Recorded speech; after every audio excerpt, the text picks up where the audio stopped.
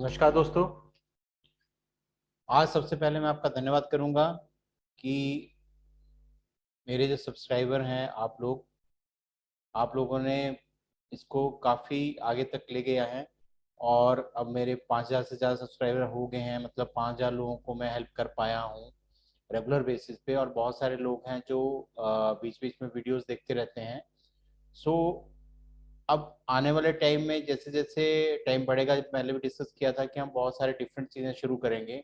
तो आज मैं एक डिफरेंट टॉपिक, प्रैक्टिकल टॉपिक आपके लिए लेके आया हूँ और वो टॉपिक है कि बच्चों को दवाई कैसे देनी होती है। बहुत सारे पेरेंट्स को पता नहीं होता, बहुत सारे हेल्थ वर्कर को भी पता नहीं होता और बहुत सारे फार्मासिस्ट को पता नहीं होता और वो लोग इस चीज़ को समझाने में मुश्किल फील करते हैं या वो बताना भूल जाते हैं। लेकिन एक अडल्ट प्रैक्टिस और एक पीडियाट्रिक बच्चों के हेल्थ की प्रैक्टिस में बहुत फर्क होता है और उस फर्क को इस वीडियो में कवर करेंगे। आप लोग इस वीडियो को एंड तक देखिएगा ताकि आपको ये सब चीज़ें समझ में आ सकें और आप खुद भी अपने बच्चों को सही से दवाई दे सकें और अगर किसी को गाइड करना है तो उसको प्रॉपरली गाइड कर सकें। ठीक है। तो बच्चों को जब भी दवाई दी जाती है तो या तो कोई ड्रॉप होता है, ठीक है, या कोई सिरप होता है ना। तो उसमें अब ड्रॉपर होगा तो ड्रॉपर होता है, ड्रॉप में ड्रॉपर होता है एक, और ड्रॉपर जो होता है सिर्फ 1 ml का होता है। सबसे पहले तो हम यही कंफ्यूजन दूर करते हैं। ड्रॉपर 1 ml का होता है, इसमें 0.1 से लेके 1 ml तक निशान होते हैं। इसमें मैक्सिमम दवाई 1 ml आती है। ठीक है। ये ढक्कन है, ढक्कन में अलग अलग मार्किंग्स हो सकती हैं। जैसे ये एक दवाई का ढक्कन है जिसमें 1 ml से लेके 7 ml तक मार्किंग है। 1 2 3 4 5 6 7 8 9 10 इस तरह से मार्किंग है। अलग अलग ढक्कन में अलग अलग तरह की मार्किंग्स हो सकती हैं। जैसे ये ढक्कन है, इसमें 2.5 ml, 5 ml, 7.5 ml इस तरह की मार्किंग्स हैं। इसमें 2.5 ml, 5 ml की मार्किंग है। तो हर ढक्कन में अलग अलग होंगी, दवाई के हिसाब से क्या जरूरत है आपकी, कैसे है वो मार्किंग्स रहेंगी। तो एक तो हो गया कि अब किसी को अगर 1 ml दवाई लिखी है तो वो ड्रॉपर से दी जा सकती है, 0.5 लिखी है ड्रॉपर से दी सकती है, 0.3 लिखी है ड्रॉपर से दी जा सकती है। किसी को 2.5 ml दवाई लिखी है तो 2.5 ml, 2.5 ml इस ढक्कन से भी दे सकते हैं, इस ढक्कन से भी दे सकते हैं, या किसी भी चीज में ढक्कन डाल के अगर 2.5 ड्रॉपर आप पिला देते हो तो वो 2.5 ml है। तो एक बात तो ये है कि आपको दवाई पूरी पिलानी है। इस तरह की चार्ट्स जो हैं आपको गूगल पे मिल सकते हैं, आप चाहो तो वहां से भी देख सकते हो, ये चीज समझ सकते हो। ठीक है। और इसी तरह से ये ड्रॉपर का भी चार्ट है, तो आप समझ सकते हो, समझने के लिए है। बाकी इसमें किसी भी ड्रॉपर में आप देखेंगे मार्किंग मिल जाएंगी, किसी भी ढक्कन में देखेंगे मार्किंग मिल जाएंगी। तो एक तो ये हो गया कि गलती नहीं करनी है। अगर 1 ml लिखा है तो 1 ml देना है, 0.5 ml लिखा है तो 0.5 ml देखना है, 5 ml दिया है तो 5 ml देना है, 2.5 ml दिया तो 2.5 ml देना है। ठीक है। 7.5 ml, 7.5 ml दिया तो उतना देना है। ऐसा नहीं, बहुत सारे पेशेंट क्या करते हैं कि हम कई बार 5 ml लिखते हैं और वो 0.5 ml ड्रॉपर से पिलाते हैं और वो सोचते हैं 5 ml पिला रहे हैं, तो वो दवाई का 10वां हिस्सा पिला रहे हैं। मरीज को फर्क नहीं पड़ेगा, बच्चे को फर्क नहीं पड़ेगा। और कई बार वो आते हैं और जब उनसे पूरी दवाई की हिस्ट्री लेते हैं तो पता चलता है कि दवाई ही गलत पिलाई जा रही थी। तो अगर आप दवाई सही नहीं पिलाएंगे तो बच्चा ठीक भी नहीं होगा। तो ये बात बहुत समझनी जरूरी है। अब तक नहीं पता है आपको तो अब से आप ध्यान रखिए और अपने डॉक्टर से, फार्मासिस्ट से, नर्स से पूछिए कि कितने एमएल पिलानी है, किस चीज से नापनी है। ठीक है। तो आपको पता चलेगा कि इतनी दवाई पिलानी है। बच्चों की दवाई वेट के हिसाब से, एज के हिसाब से डिफरेंट होती है, तो उस हिसाब से कैलकुलेट करके डॉक्टर लिखता है। ठीक है। तो पहले तो ये बात आ गई कि दवाई पिलाने में गड़बड़ नहीं करनी है। 0.5 की जगह 5 ml नहीं देनी, 5 ml की जगह 0.5 नहीं देनी। अगर 0.5 की जगह 5 ml दे देंगे ढक्कन से तो 10 टाइम्स दवाई हो जाएगी और उससे किडनी वगैरह, लीवर वगैरह डैमेज हो सकता है। तो हर दवाई को प्रॉपर डोज में देना है, ना कम ना ज्यादा। ठीक है दोस्तों। तो एक तो समझ आ गया कि किस चीज से देना है। अब दूसरी चीज क्या है? दूसरी चीज है स्ट्रेंथ। ठीक है। कई दवाइयों में डबल स्ट्रेंथ होती है, डीएस लिखा होता है, या फिर जैसे ये विटामिन डी है। ठीक है। ये विटामिन डी है, लेकिन इस विटामिन डी में शायद आपको अब दिख रहा होगा, ज्यादा क्लोज, हाँ, इसमें 1 ml में 400 इंटरनेशनल यूनिट है। ठीक है। 1 ml में 400 इंटरनेशनल यूनिट है। यही विटामिन डी है, ठीक है। इसमें 1 ml में 800 इंटरनेशनल यूनिट है, 800, ठीक है, 800 है। अब दोनों 30 ml की शीशियां हैं, ये 1 ml में 400 ml है, 400 इंटरनेशनल यूनिट है, ये 1 ml में 800 इंटरनेशनल यूनिट है। तो जब भी डॉक्टर दवाई लिखता है तो ज्यादातर वो 800 या 400 ब्रैकेट में लिखता है, और अगर 800 है तो ज्यादातर वो 0.5 लिखेगा, 400 है तो 1 ml लिखेगा, बाकी चेंजेस हो सकती हैं जरूरत के हिसाब से। तो अगर आप बाई चांस एक दवाई लेके जा रहे हो हॉस्पिटल से और कहीं बाहर से ले रहे हो और उसको चेंज कर रहे हो, तो एटलीस्ट वो मैच कर लीजिए कि स्ट्रेंथ बराबर है।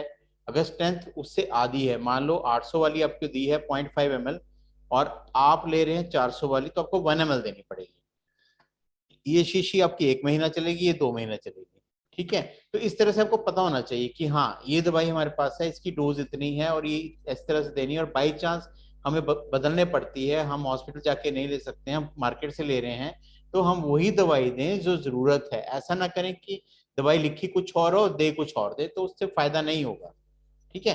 इसी तरह से एक और बड़ी इंपॉर्टेंट है, वो है पैरासिटामोल, ठीक है।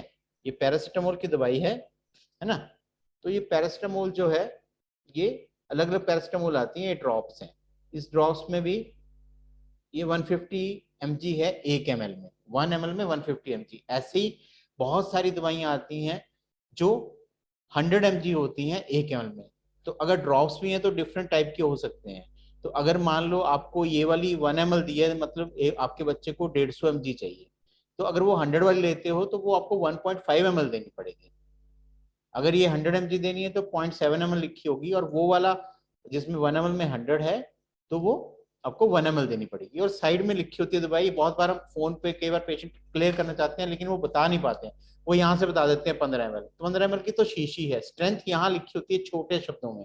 तो अगर किसी डॉक्टर से बात करनी है आपको, तो ये छोटे शब्दों में क्या लिखा है, 1 ml में कितना लिखा है, वो पता होना चाहिए ताकि आप डिस्कस कर सको, ठीक है। ये क्लियर हो गया। अब ये पैरासिटामोल है, ये भी पैरासिटामोल है, ठीक है। ये पैरासिटामोल, इसमें 250 लिखा हुआ है, अगर आप अप्रिशिएट कर सको तो 250 लिखा हुआ है, ठीक है। और ये एक पैरासिटामोल है जिसमें 120 लिखा हुआ है, ठीक है। अभी 250 120 वाली ये 5 ml में होता है, 5 ml में 250 होगा, 5 ml में 120 होगा। तो अगर किसी को 120 वाली 5 ml दी है, तो बाई चांस वो 250 वाली लेता है, तो उसको वो दवाई आधी कर देनी है, ठीक है। 5 ml अगर 125 वाली है, तो वो जब 250 वाला लेगा तो 2.5 ml देगा, ठीक है। इसी तरह से अगर ड्रॉप्स बाई चांस दे रहे हैं या ड्रॉप्स पड़ी है, सिर्फ खत्म हो गया, तो आपको पता है कि 125 mg पिलानी है, तो ड्रॉप में 1 ml में 150 है, तो अपने कैलकुलेट कर लेना, ठीक है। हमें 8 to 9 ml पिलानी है, 0.9 0.8 करना है, ठीक है। 9 ml में गलत बोला, 0.8 या 0.9, क्योंकि ये 1 ml में 150 है, तो 0.8 होगा 120 mg। तो उससे मैच करेगी, मतलब आपने कैलकुलेशन करनी है, मैथमेटिकल नहीं आती है तो डॉक्टर से समझनी है।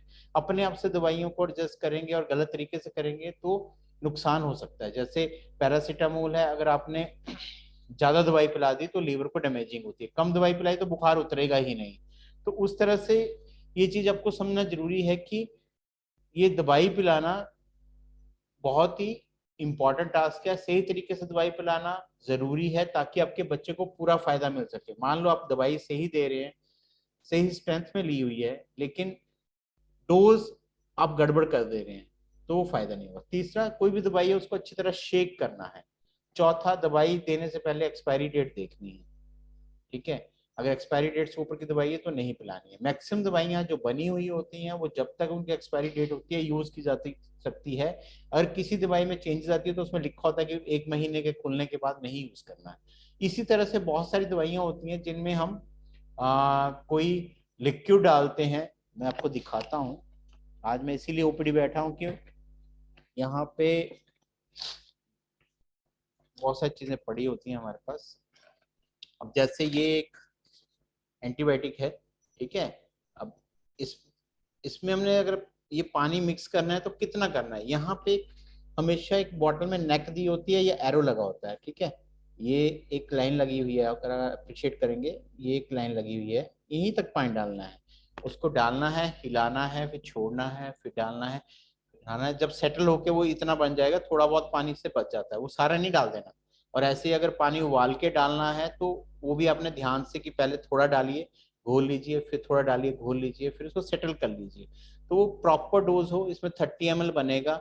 और प्रॉपर जब तक बताई है, जिस डोज में बताई है उस डोज में देनी है। अब ये दवाई है, ये भी 200 स्ट्रेंथ की है, 200 स्ट्रेंथ की भी आती है। तो अगर 100 वाली लिखी है और आपको 200 वाली मिलती है, तो आपने आधी डोज देनी है जितना की लिखा है। अगर मान लो 5 ml लिखी है तो 2.5 ml देनी पड़ेगी अगर 200 वाली लेते हैं। तो उस तरह की दोनों एडजस्टमेंट आपको पता होनी चाहिए कि दवाई को एडजस्ट करना पड़ता है अगर स्ट्रेंथ चेंज होती है, ठीक है। ऐसे एडल्ट में भी होता है, पर बहुत कम दवाइयां होती हैं जो डबल स्ट्रेंथ होती हैं, सिंगल स्ट्रेंथ होती है। मैक्सिमम दवाइयां एक ही स्ट्रेंथ की होती हैं। तो अडल्ट प्रैक्टिस इतना डिफिकल्ट नहीं है, अडल्ट मेडिकेशन इतना डिफिकल्ट नहीं है, लेकिन बच्चों की मेडिकेशन, बच्चों की प्रैक्टिस थोड़ा सा समझना जरूरी है। सो अगर आप ये चीज समझेंगे तो आप गलती नहीं करेंगे। सो आज के लिए दोस्तों यही था मेरा मकसद, कि आपको ये बताना था कि दवाई जब आप पिलाते हैं तो आपको पता होना चाहिए कितनी दवाई पिलानी है, कैसे पिलानी है, किस स्ट्रेंथ में पिलानी है, और क्यों ऐसा करना है। और अगर उसको एडजस्ट करना पड़ता है तो आप कैसे कर सकते हैं। फोन पे अगर कंसल्ट करना है तो आपको क्या बताना है, क्या पता होना चाहिए, ताकि आप सलाह ले सको। आ, तो आज के लिए इतना ही। इस पॉइंट के बारे में अगर कुछ और एक्स्ट्रा आपको पूछना होगा तो कमेंट बॉक्स में डाल सकते हैं। चैनल पे पहली बार आए हैं तो चैनल को शेयर करिए, उसको लाइक करिए, उसको सब्सक्राइब करिए, ताकि आपको आने वाले वीडियोस मिलते रहे। इसमें अगले आने वाले टाइम में 20 साल तक जितने भी बच्चों के लिए डिफरेंट डिफरेंट गाइडलाइंस हैं, डिफरेंट ज़रूरतें हैं पेरेंट्स की, वो सब मैं डिस्कस करूंगा। और इसके साथ साथ पढ़ने लिखने वाले बच्चों के लिए, एग्जाम के लिए, एंट्रेंस के लिए भी मैं एक सीरीज स्टार्ट करूंगा, और बहुत सारे एक्सपर्ट्स के साथ इंटरव्यूज भी स्टार्ट करूंगा। तो ये सब चीज़ें आने वाले 2-3 सालों में हो जाएंगी। तो आप लोग मेरे साथ बने रहिए, इस तरह चैनल को देखते रहिए, शेयर करते रहिए। और अगले वीडियो में मैं कोशिश करूंगा ओआरएस कैसे बनाना है, क्या सही तरीका है, क्योंकि वो भी एक बहुत इंपॉर्टेंट टॉपिक है और बहुत लोग गलती करते हैं। और बहुत सारे पैकेट्स भी गलत बने होते हैं जिनके पीछे इंफॉर्मेशन गलत होती है। तो वो मैं बनाना चाहूंगा और आपको देना चाहूंगा। मेरा मेन मकसद ये है कि आप लोग खुद कुछ चीजें सीखें, ताकि कोई अगर चीज गलत हो रही है उसको रोक भी सकें और अपने बच्चे के लिए सही प्रैक्टिस कर सकें।